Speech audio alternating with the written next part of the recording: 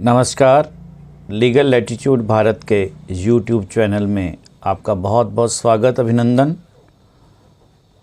आप सभी के लिए लीगल इश्यूज़ पर ये चैनल शुरू किया गया है। कृपया इसे लाइक करें और सब्सक्राइब करें। Justice delayed is justice denied, ये पंक्ति, ये शब्द हम शुरू से ही सुनते आ रहे हैं। कोई भी व्यक्ति ऐसा नहीं जिसने इस शब्द का प्रयोग ना किया हो।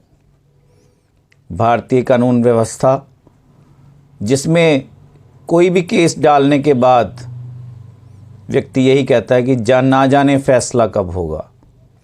और यदि हम अपने बुजुर्गों की बात करें, सीनियर सिटीजन्स की बात करें, तो यदि उन्हें केस डालना पड़ जाए तो एक ही शब्द निकलता है, इसका फैसला तो शायद मेरे मरने के बाद होगा।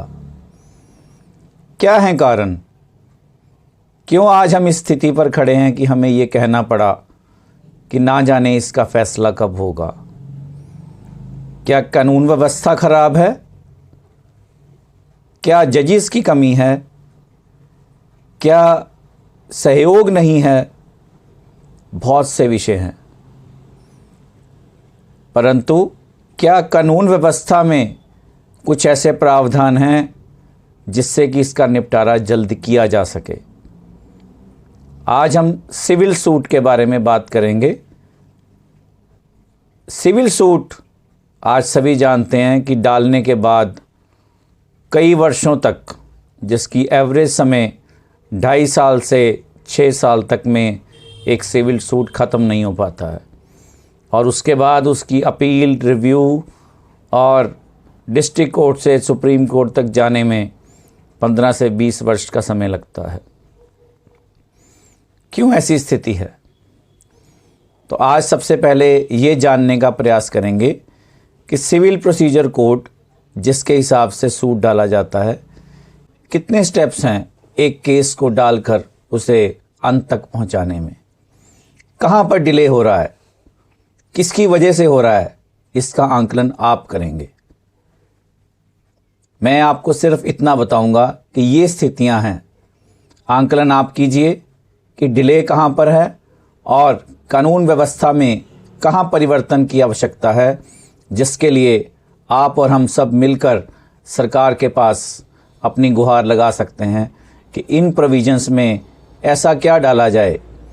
क्योंकि जिस प्रकार से क्रिमिनल न्याय व्यवस्था को सरकार ने बहुत सुधार करने का प्रयास किया है, उसी तरीके से सिविल में भी सरकार ऐसा प्रयास करे कि देरी जो हो रही है वो ना होने पाए। एक व्यक्ति सिविल सूट फाइल करता है, डे ऑफ प्रेजेंटेशन, पहले ही दिन उसे समनिंग के लिए डेट मिलती है कि आप दूसरी पार्टी को समन करिए।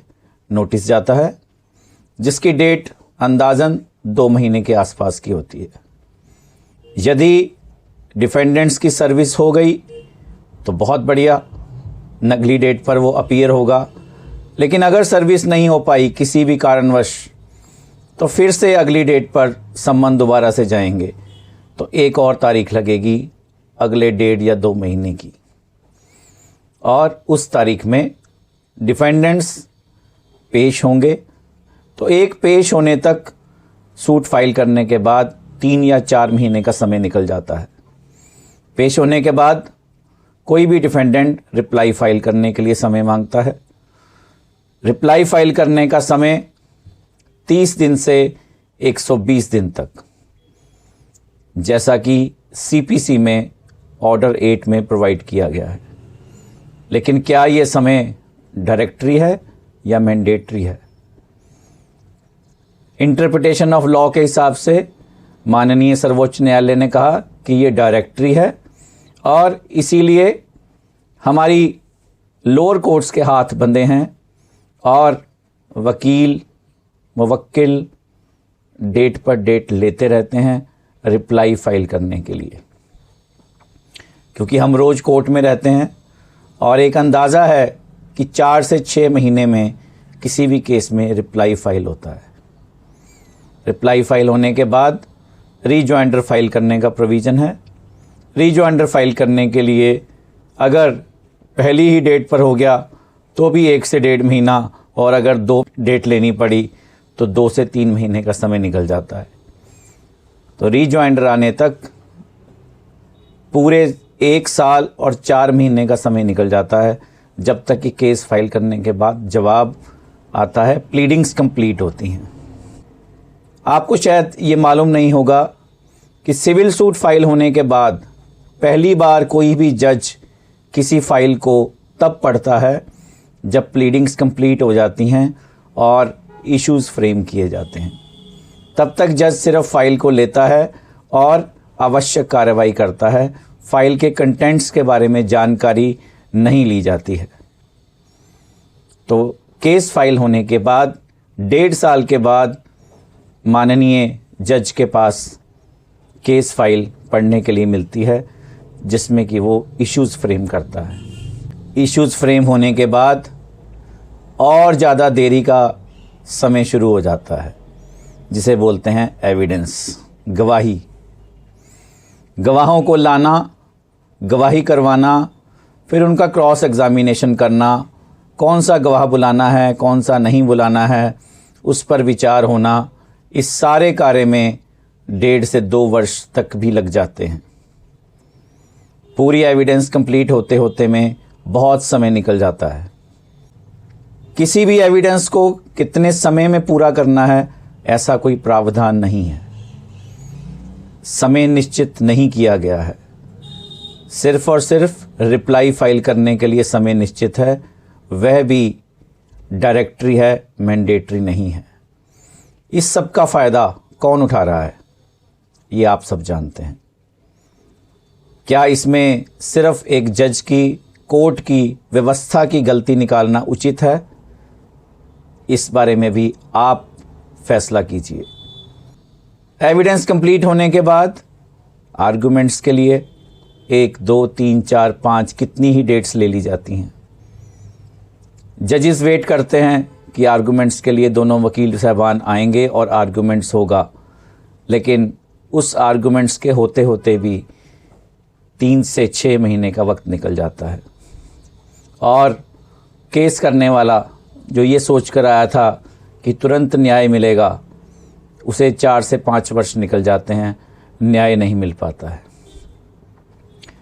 लेकिन क्या आर्गुमेंट्स के बाद और उसके हक में डिक्री होने के बाद क्या न्याय मिला? तब भी नहीं मिला, क्योंकि उसके बाद भी अभी प्रोविज़न है अपील फाइल करने का। अपील होगा, रिव्यू होगी या रिवीजन होगा, अगली कोर्ट में जाएगा, हाई कोर्ट में जाएगा, सुप्रीम कोर्ट तक जाएगा, लेकिन प्रोसेस यही चलता रहेगा। यदि वह ऊपर तक जीत भी गया तो क्या उसे दूसरी पार्टी से तुरंत जीता हुआ फैसला लागू करने का अधिकार मिल जाएगा? जी नहीं, वह फिर एग्जीक्यूशन डालेगा और एग्जीक्यूशन में भी उसे समय लगेगा। तो एक केस डालने के बाद, उसको जीतने के बाद न्याय लेने के लिए कई वर्षों का इंतज़ार करना पड़ता है। ये हमारा प्रोसीजर है जो कानून व्यवस्था दी गई है, लेकिन इस कानून व्यवस्था के लूप होल्स की वजह से, फिक्स टाइम फ्रेम ना होने की वजह से ये सिचुएशन है कि हर कोई इसका फ़ायदा उठा रहा है। जो आज केस डाल रहा है किसी और के ऊपर, और जो आज डिफेंडेंट है वो भी कभी प्लेंटिफ बनता है। सिचुएशन सबके लिए वही है।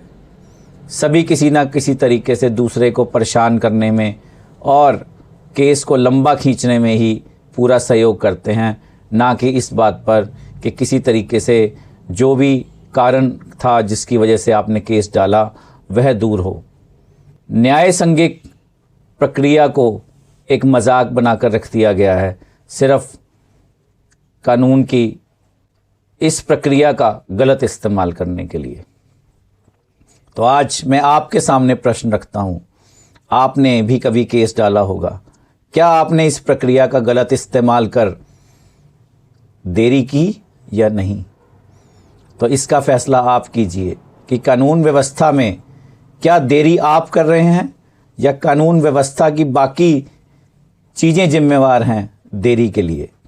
मैं आप सबसे एक निवेदन करूंगा कि इस पर ध्यान दें और हम चाहेंगे कि सरकार प्रोविज़न बनाए सीपीसी के अंदर ही, जिसमें सारी प्रक्रिया को टाइम बाउंड किया जाए ताकि इसका गलत उपयोग कोई ना कर पाए। धन्यवाद।